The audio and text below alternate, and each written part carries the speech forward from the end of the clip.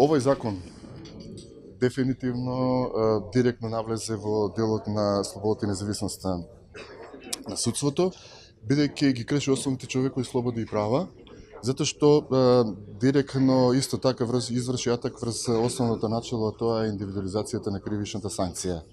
Секој индивидуа е сама по себе за себе карактеристична со своји одредени карактеристики во делот на постапувањето. И во таа насока дефинитивно сметаме, бидејќи и самиот закон за одредување на видот и одмерување на висината на кривичните санкции всушност представува единствен закон кој што не постои никаде во Европа. Ова се напуштени решенија кои што произлегуваа од рамките на функционирањето на казноправниот систем во Соединетите американски држави, но и таму под силното влијание на научната и стручната јавност се укина. Вие сте добро информирани дека иницијативата веќе е поднесена. Уставниот суд на Република Македонија на јавна седница разговараше.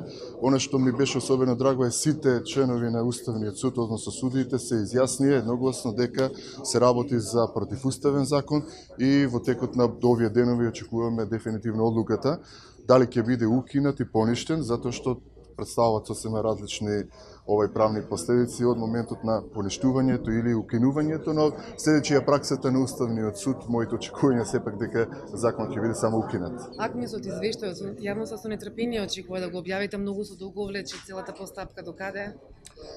Значи, остана да се изврши непосреден увид, односно надзор уште на Врховниот суд. Во текот на овие денови ќе биде извршен увид и надзор во да работат, односно функционирањето на АКМИС системот во Врховниот суд на Република Македонија и очекувам во текот на наредната недела комплетниот извештај, она што Комисијата го утврди во Основен суд Скопје 1, во Апелациониот суд, знаете, минатата недела извршивме надзор и овие денови во Врховниот суд заеднички ќе биде презентиран од страна на Министерството за правда. Во апелација што најдовте, ќе кажавме сега нешто за апелација да ни кажете.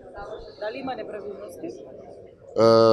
Знаете, кога се работи за имплементација или функционирање на АКМИ системот во апелационите судови, имаме сосем подруги решенија.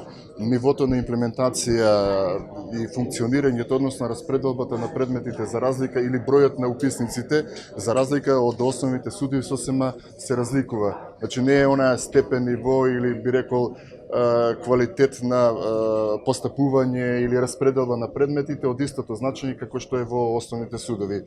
Но во секој случај се работи за би рекол релативно квалитетно постапување и имплементирање на АКМИ системот во апелациониот суд. Че они се окей?